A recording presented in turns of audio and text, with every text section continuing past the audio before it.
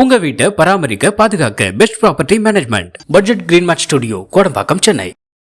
காற்றுல கிருமிகள் நிறைய இருக்கும். சைனஸ் பிரச்சனையில் இருக்கிறவங்களுக்கு இந்த தலைவலி மிக முக்கியமான ஒரு பிரச்சனையாக இருக்குது. உடம்புல ரத்தத்தோட அளவு ரொம்ப குறைவாக இருந்தாலும் பார்த்தீங்கன்னா இந்த சளி உற்பத்தி அதிகமாகும். சைனஸ் வீட்லேயே நம்ம செஞ்சு சாப்பிட்ற பாட்டி வைத்திய முறைகள் நிறையவே இருக்குது. சைனஸ் பிரச்சனை இருக்கும் அடிக்கடி சுடுதண்ணியும் கொடுக்கலாம். இதுவும் பெட்டரான ஒரு பாட்டி வைத்தியமாக இருக்கும். இந்த சைனஸ் பிரச்சனை இருக்கும் கண்டிப்பாக ஆயில் ஐட்டம் சார்ந்த உணவுகள் அவாய்ட் பண்ணணும். சைனஸ் பிரச்சனை வந்தவங்களுக்கு சுக்கு காஃபி ரொம்ப பெஸ்ட்டாக இருக்கும். பொதுவாக நோய் எதிர்ப்பு சக்தி குறைவாக இருந்தால் தான் இந்த சைனஸ் பிரச்சனையே வரும். ஆயில் பாத் தொடர்ந்து எடுத்துக்கிட்டோம்னா கண்டிப்பாக சைனஸ் பிரச்சனை இருக்காது. நீங்கள் சாம்பிராணி புகை நம்ம தலையில் காட்டுறோம். இதுதான் ஆஸ்துமா முத்திரைன்னு பேர். இந்த முத்திரையை ஒரு 15 நிமிஷம் பண்ணிவிட்டு அதுக்கப்புறம் நீங்கள் படுக்க போகலாம். கண்டிப்பாக இருமலாம் அந்த சளி கண்டிப்பாக கட்டுப்படும். இந்த சைனஸ்க்கு இன்னொரு அடிப்படையான விஷயம் மன அழுத்தம். டிஎன் மீடியா நலம் நேயர்களுக்கு வணக்கம். நம்முடன் சித்த மருத்துவர் திரு கலைவாணன் அவர்கள் இருக்காங்க. அவங்க கிட்ட பேசலாம். வணக்கம் சார். வணக்கம். நிறைய பேருக்கு சளி அடிக்கடி பிடிக்குது, தலையில நீர் கோத்துக்குச்சுன்னு சொல்லுவாங்க. ஸோ அது சைனஸா இல்ல நார்மலான சளி தானே? அது சைனஸ்னா என்னன்னு நிறைய பேருக்கு தெரியல. ஸோ சைனஸ்னா என்னன்னு கொஞ்சம் சொல்லுங்க சார். சைனஸ்ங்கிறது என்னன்னா, நம்ம சுவாசிக்கும் போது நம்ம மூச்சு காற்று காற்றறைகளில் போய் படும். அதாவது மூக்கு, நெத்தி, கண்ணு இது இணைக்கிற ஒரு பகுதி இருக்கும். அதில் காற்றறைகள் இருக்கும். மூச்சு சுவாசம் இருக்குமோ அந்த இடத்துல காற்றறைகள் போய் இந்த சுவாசம் தங்கும். அப்படி தங்கின பிறகு என்ன ஆகும்னா அது வெப்பத்தை சமநிலைப்படுத்தி அதுக்கப்புறம் தான் நுரையீரலுக்கு அனுப்பும். இதுதான் சுவாசம் இயல்பாக நமக்கு நடந்துகிட்டு இருக்கும். அப்படி நடந்துட்டு இருக்கும் போது இந்த இடத்துல பார்த்தீங்கன்னா லிம்ஃபாட்டிக் சிஸ்டம் ஒரு டிஷ்யூ மூச்சு இழுக்கும் போது அந்த சுவாசம் காற்றறையில போய் தங்குது. தங்கும்போது வெப்பநிலையை சமநிலைப்படுத்தி தான் நுரையீரலுக்கு அனுப்புது. இதுதான் ஜென்ரலான சுவாச பயிற்சி. இந்த சுவாசம் எப்படி போகும்போது என்ன ஆகுதுன்னா அந்த இடத்துல ஒரு திரவம் சுரக்கும். லிம்ஃபாட்டிக் ஃப்ளூயிட்னுவாங்க. அப்படி சுரக்கும் போது என்ன ஆகும், அது வெப்பத்தை சமநிலைப்படுத்தி தான் அந்த காற்றை உள்ள அனுப்பும். அப்படி சமநிலைப்படுத்தாத சில தன்மைகள் இப்போ காற்றுல கிருமிகள் நிறைய இருக்கும். அது சுவாசிக்கும் போது அந்த காற்று அலைகளை போய் தங்கும். அப்படி தங்கும்போது அது ஒரு திரவத்தை சளியாக உருவாக்குது. அப்படிதான் சளி உருவாகுது. சளி அதிகமாக அதுக்கப்புறம் சுரக்கிற அந்த லிம்ஃபாட்டிக் ஃப்ளூயிட் அது ரன்னிங் நோஸாக வெளியே வருது. இதுதான் சைனஸ் பிரச்சனை மிக முக்கியமான விஷயம். அவங்களுக்கு எப்படி இது அறிகுறியாக வரும் பார்த்தோம்னா, காலையில தூங்கி எழுந்துக்கும் போது என்ன ஆகுதுன்னா தலைவலியிட தான் எழுந்துப்பாங்க. கொஞ்சம் கொஞ்சமாக அந்த தலைவலி மத்தியானம் வரைக்கும் அதிகரிச்சுக்கிட்டே போகும். மத்தியானத்துக்கு அப்புறம் அது கொஞ்சம் கொஞ்சமாக குறைஞ்சி ஈவினிங்கில் சமநிலைக்கு வந்துடும். ஸோ இந்த சைனஸ் பிரச்சனையில் இருக்கிறவங்களுக்கு இந்த தலைவலி மிக முக்கியமான ஒரு பிரச்சனையாக இருக்குது. சில பேருக்கு எப்போதுமே சளி இருந்துகிட்டே இருக்கும். மழை காலம், வெயில் காலம் அப்படி எதுவுமே இல்லை, எல்லா சீசன்லையுமே அவங்களுக்கு சளி இருந்துகிட்டே இருக்கும். ஸோ ஏன் அவங்களை விட்டு சளி போகவே மாட்டேங்குது? சில பேருக்கு சளி வந்தால் சரியாயிடுது. இது என்ன டிஃப்ரென்ஸ் இதுக்கும் அதுக்கும்? இல்லை அந்த தொடர்ந்து சளி இருக்கவங்களுக்கு தான் சைனஸ்ன்னு நம்ம சொல்கிறோமா? இப்போ சளி பார்த்தீங்கன்னா அதுக்கான காரணங்கள் என்னென்னா, காற்றுல இருக்கக்கூடிய கிருமிகள் அந்த காற்று அலைகள் போய் தங்குறதால அந்த சளி உற்பத்தி ஆகுது. இப்போ வேறு என்ன காரணம்னா, உடம்புல ரத்தத்தோட அளவு ரொம்ப குறைவாக இருந்தாலும் பார்த்தீங்கன்னா இந்த சளி உற்பத்தி அதிகமாகும். உடம்பு ரொம்ப உஷ்ணமானாலும் இந்த சளி தொந்தரவுகள் இருக்கும். அதுக்கப்புறம் தொற்று நோய்கள், அதாவது கோவிட் டைமில் பார்த்தீங்கன்னா நிறைய பேருக்கு இந்த சளி பிரச்சனைகள் இருந்தது.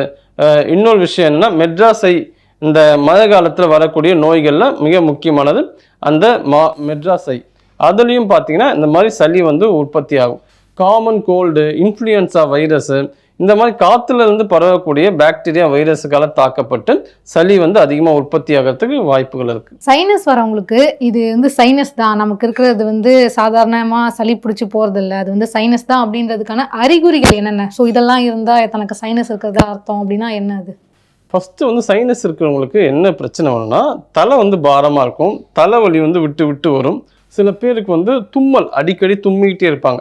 அந்த அடுக்கு தும்மல்னுவாங்க. காலையில் எழுந்தவனும் தும்மிக்கிட்டே இருக்கிற ஒரு சிம்டம் இந்த சைனஸ் வந்திருக்குங்கிறத நம்ம தெரிஞ்சுக்கலாம். அது மட்டும் இல்லாமல் அடிக்கடி காய்ச்சல் வருது, கோல்டாகவே இருக்கிறது, சளி கட்டிக்கும் வெளியே வராது, மார்பில் சளி கட்டின மாதிரி இருக்கும். அதே போல் வீசிங் பிரச்சனையும் இதோட சேர்ந்து வந்தாலும் வரும். ஆஸ்மா கண்டிஷன் இருக்கிறவங்களுக்கு இந்த சைனஸ் பிரச்சனைக்கும் ரொம்ப நெருங்கிய தொடர்பு உண்டு. பொதுவாக வந்து அந்த சைனஸ் அந்த விஷயத்தில் என்னென்னா அந்த கிருமிகள் வந்து தாக்கப்படுது. அதனால தான் இந்த சளி வந்து அதிகமாக உற்பத்தி ஆகுது.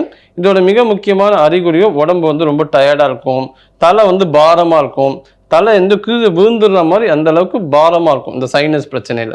ஸோ இதெல்லாம் பார்த்தீங்கன்னா நம்ம தெரிஞ்சுக்கலாம், இதுதான் வந்து நமக்கோட சைனஸ்ங்கிற விஷயம் வந்திருக்குங்கிறத ஈஸியாக கண்டுபிடிச்சிடலாம். இப்போ வந்து தனக்கு சைனஸ் இருக்கு அப்படின்னு கன்ஃபார்ம் ஆயிடுது அப்படின்னும் போது அவங்க எந்த மாதிரியான வைத்திய முறைகளை எடுத்துக்கலாம்? அதாவது பாட்டி வைத்திய முறைகள், வீட்டிலேயே எந்த மாதிரியான பொருட்களை பயன்படுத்தி, உணவுப் பொருட்களை பயன்படுத்தி அந்த சைனஸை வந்து சரி பண்ண முடியும்?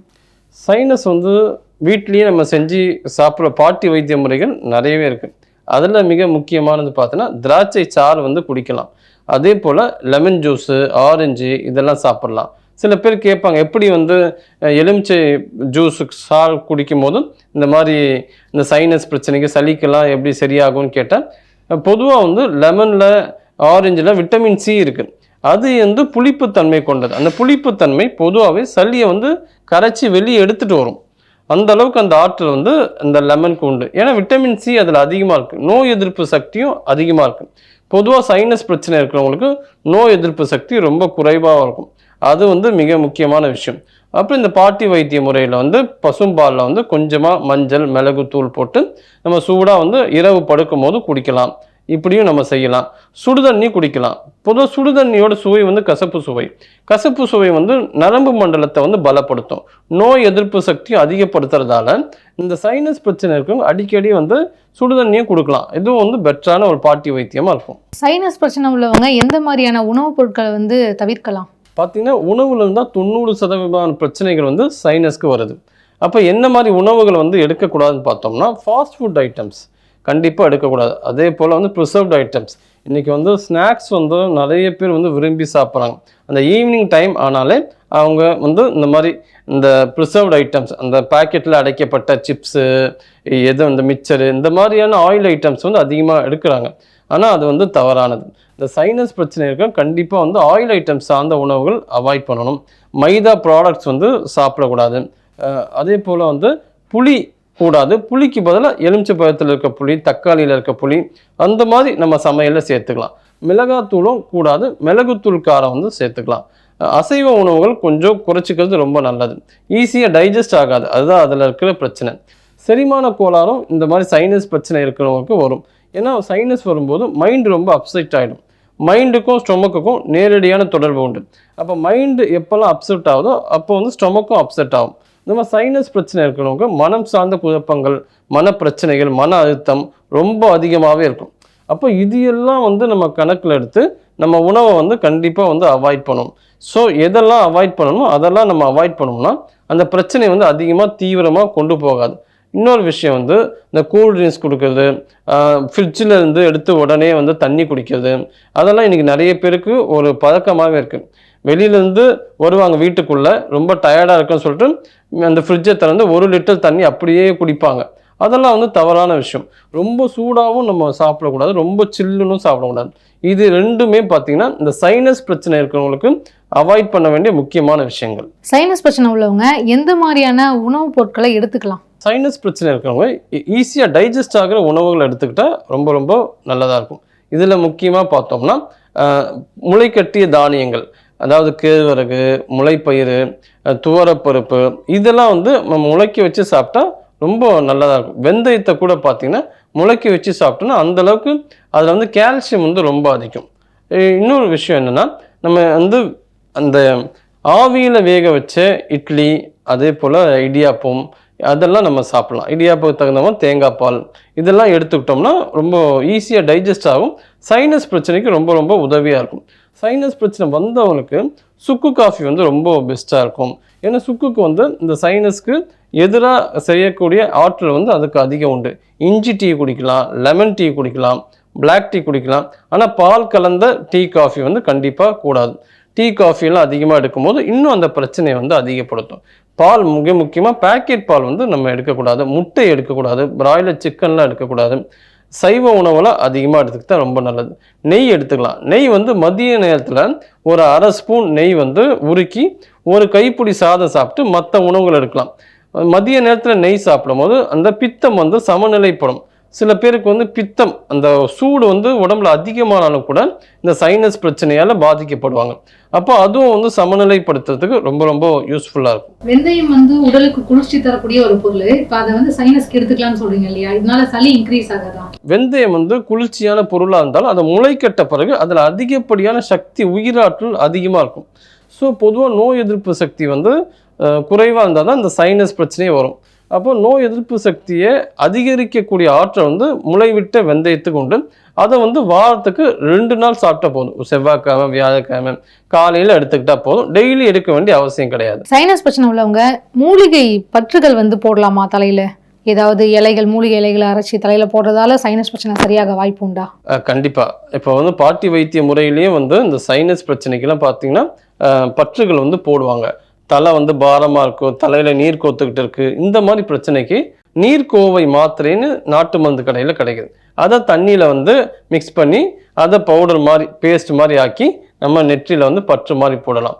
வேறு என்ன இந்த மாதிரி பற்று போடலாம்? சுக்கு சார்ந்த விஷயங்கள், சுக்கு இந்த பவுடரில் தண்ணியில் கலந்து போடலாம்.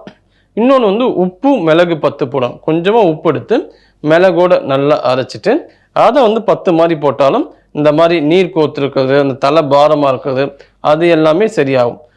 இன்னொரு விஷயம் என்னென்னா, பொதுவாக வந்து சுடுதண்ணி பத்தும் போடலாம். பொதுவாக அந்த சாதாரண ஒரு காட்டன் துணியில் சுடுதண்ணியில் கொஞ்சம் முக்கி பிழிஞ்சிட்டு நெத்தியில் வந்து பற்று மாதிரி போடலாம். இதுவும் வந்து நல்ல ஒரு விஷயத்தை வந்து கொடுக்கும். ஸோ இந்த மாதிரி பற்றுகள் போடுவது வந்து ரொம்ப பாரம்பரியமான முறை தான். இதையும் நீங்கள் எடுத்துக்கலாம். ஒரு சிலர் பார்த்தீங்கன்னா அடிக்கடி தலைக்கு குளிப்பாங்க. ஆண்கள் எடுத்துக்கிட்டிங்கன்னா டெய்லியுமே தலை குளிப்பாங்க. சில பேருக்கு அந்த பழக்கம் உண்டு. ஸோ பெண்கள் எடுத்துக்கிட்டிங்கன்னா வந்து கடவுளுக்கு உகந்த நாள் அப்படின்னு சொல்லி வெள்ளி, செவ்வாய், இன்னும் சில நாட்கள் வந்து அவங்க தலை குளிக்கிற அந்த பழக்கம் இருக்குது. ஸோ இதனால சைனஸ் வருமா? தலை குளிக்கிறதால இந்த மாதிரி சைனஸ் பிரச்சனை வருதுங்கிறது கிடையாது. ஏன்னா எண்ணெய் தேய்ச்சி தலைக்கு குளிக்கிறதுங்கிறது ரொம்ப ரொம்ப ஆரோக்கியமான விஷயம். பாரம்பரிய மருத்துவ முறையிலே கொடுத்துருக்காங்க. ஆண்கள் வந்து புதன்கிழமை சனிக்கிழமை, பெண்கள் வந்து செவ்வாய்க்கிழமை வெள்ளிக்கிழமை, அந்த மாதிரி பிரித்து கொடுத்துருக்காங்க. ஆயில் பாத் வந்து தொடர்ந்து எடுத்துக்கிட்டோம்னா கண்டிப்பாக சைனஸ் பிரச்சனை இருக்காது. இப்போ சைனஸ் வந்தவங்க வந்து என்ன பயப்படுவாங்க? தலைக்கு தண்ணி ஊற்றிக்கிறதுக்கே ரொம்ப பயப்படுவாங்க. அப்படி பயம் வந்து அவசியம் இல்லை. நீங்கள் சாம்பிராணி புகை வந்து நம்ம வந்து தலையில் காட்டணும். முன்னாடி பாரம்பரிய முறையில் அதுதான் வந்து காட்டுவாங்க. அதே போல் இன்றைய காலகட்டத்தில் அதெல்லாம் மறந்துட்டாங்க. அதெல்லாம் மறந்து போன ஒரு விஷயத்துக்காக தான் இந்த சைனஸ் பிரச்சனையெல்லாம் நமக்கு வந்து இந்த மாதிரி பல விஷயத்தை நம்ம மறந்துட்டோங்கிறத அதை வந்து சொல்லுது. அப்போ இந்த மாதிரி புகை போடுறதும் தலைக்கு அந்த மூலிகை புகையும் நம்ம போட என்ன ஆகுனா அந்த தலையில் ஏதாவது நீர் ஏதாவது கோத்துக்கிட்டு இருந்தாலும் அது ஃபுல்லாக வந்து சரியாயிடும். ஸோ இந்த மாதிரி ஒரு மெத்தடை ஃபாலோ பண்ணால் ரொம்ப சூப்பராக இருக்கும். சைனஸ் பிரச்சனை உள்ளவங்களுக்கு வந்து நைட் நேரத்தில் தூங்கும்போது பார்த்தீங்கன்னா மூக்கடைப்பு ஏற்படும். ஸோ அது என்ன பண்ணி சரி பண்ணலாம்? இப்போது இரவு நேரத்தில் வந்து இந்த சைனஸ் பிரச்சனை இருக்கிறவங்களுக்கு ரொம்ப பாதிக்கப்படுவாங்க. ஏன்னா வந்து அடிக்கடி தும்மல் வரும், இருமல் வரும், சளி வரும். இந்த மாதிரி சுவாச பிரச்சனைகள் அதிகமாக வரதால அவங்களுக்கு வந்து தூக்கம் டிஸ்டர்ப் ஆகி அவங்க கல்லீரல் பாதிக்கப்படுற அளவுக்கு இது கொண்டு போய் விட்டுரும். ஏன்னா கல்லீரலுக்கும் தூக்கத்துக்கும் ரொம்ப நெருங்கிய தொடர்பு உண்டு.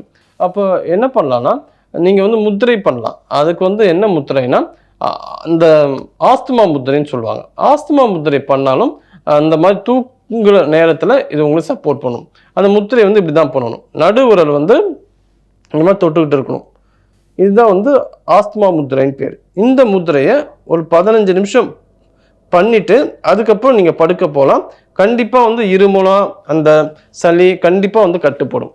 ஆசனங்களும் முத்திரைகளும் வந்து உடனடியாக ரெமெடி கொடுக்குமா, இல்லை நீண்ட காலமாக இதை செய்யும்போது தான் அதுக்கான சொல்யூஷன் கிடைக்குமா? நல்ல கேள்விதான். இப்போ சைனஸ் பிரச்சனை இருக்கிறவங்களுக்கு ஆசனங்கள் முத்திரைகள் கண்டிப்பாக அவசியமாக செய்யணும். ஏன்னா வந்து இந்த சைனஸ்க்கு இன்னொரு அடிப்படையான விஷயம் மன அழுத்தம். இன்னைக்கு வந்து எல்லாருக்குமே வந்து ஏதோ ஒரு வகையில் வந்து ஸ்ட்ரெஸ் இருக்குது. அவங்கெல்லாம் வந்து இந்த மாதிரி யோகா முத்திரைகள் வந்து பண்ணணும். யோகாவில் பார்த்தீங்கன்னா புஜங்காசனம், பத்மாசனம், வஜ்ராசனம், சக்கராசனம், சூரிய நமஸ்காரம், மூச்சு பயிற்சியில் வந்து பிராணாயாமம், கபாலபத்தி, பஸ்திரிக்கை, அந்த மாதிரி நிறைய வெரைட்டிஸ் இருக்குது, நிறைய ஆசனங்கள் இருக்குது இந்த சைனஸை வந்து சரி பண்ணுறது. இது வந்து உடனே வந்து பலன் கொடுக்காது. ஆனால் தொடர்ந்து நீங்கள் செய்ய செய்ய எதிர்வரும் காலத்தில் கண்டிப்பாக சைனஸ் வந்து வராது. இதுக்கான முத்திரை வந்து மிக முக்கியமாக வந்து பிரம்மர முத்திரைன்னு வாங்க. அது ரொம்ப சிறப்பாக இதுக்கு சைனஸ்க்கு செயல்படும். அது எப்படி பண்ணுன்னா இதுதான் வந்து முத்திரையோட பொசிஷன். கட்டை விரல் பயன்படும், ஆள்காட்டி விரல், இந்த விரல், நடுவிரல், இதுதான் பிரம்மர முத்திரைன்னுவாங்க. இந்த பிரம்மர முத்திரையை வந்து 2 கையிலையும் நம்ம செய்யணும். அப்படி செய்யும் போது நல்ல பலன் இருக்கும். சாதாரணமாக இந்த மாதிரி பொசிஷன் வச்சுட்டு மடியில் வச்சுக்கலாம். மீதி 2 விரலும் நேராக நீட்டி இருக்கணும். இதை வந்து பிராமர முத்திரை. இது வந்து ஒரு 20 மினிட்ஸ் பண்ணுங்கள். எப்போல்லாம் ஓய்வாக இருக்கீங்களோ அப்போல்லாம் முத்திரை பண்ணுங்கள். ஏன்னா சில பேருக்கு யோகா பண்ணுறதுக்கு எனக்கு டைம் இல்லை, காலையிலேயே நான் சீக்கிரம் இருந்து வேலைக்கு போகணும் அப்படின்னு சொல்லுவாங்க.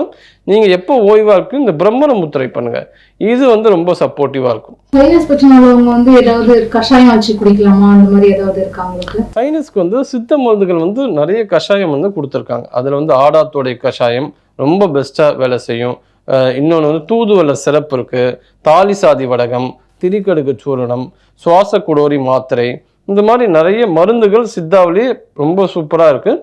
ஆனால் சரியான அனுபானத்தில் நம்ம அதை கொடுக்கணும். ஆனால் தகுந்த சித்த மருத்துவரோட ஆலோசனை பேரில் தான் இந்த மாதிரி சித்த மருந்துகள் எடுத்துக்கணும். ஏன்னா ஒவ்வொருத்தருக்கும் ஒவ்வொரு விதமாக மருந்துகள் கொடுக்கப்படும். வாத பித்த கபம்னு உடம்பை வந்து பிரிச்சிருக்காங்க.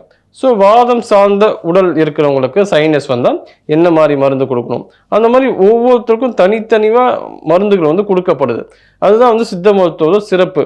இதை வந்து குளோபலாக நம்ம வந்து ப்ரூவ் பண்ண முடியாது. இப்போ வந்து பேராசிட்டமால் எடுத்துக்கிட்டால் அமெரிக்காவில் ஃபீவர் வந்தாலும் பேராசிட்டமால் தான், இங்கே நம்ம சென்னையில் ஃபீவர் வந்தாலும் பேராசிட்டமால் தான். சித்த மருத்துவத்தில் அப்படி கிடையாது. எந்த இடத்துல இருக்காங்க, சூழ்நிலை எப்படி இருக்காங்க, கிளைமேட்டிக் கண்டிஷன், எந்த வேலை செய்கிறாங்க. ஏன்னா வந்து சில பேருக்கு வந்து இந்த மாதிரி பொல்யூஷன் இருக்கிற இடத்துல அதிகமாக வேலை பார்க்கும் போதும் இந்த மாதிரி சைனஸ் பிரச்சனைகள் வருது.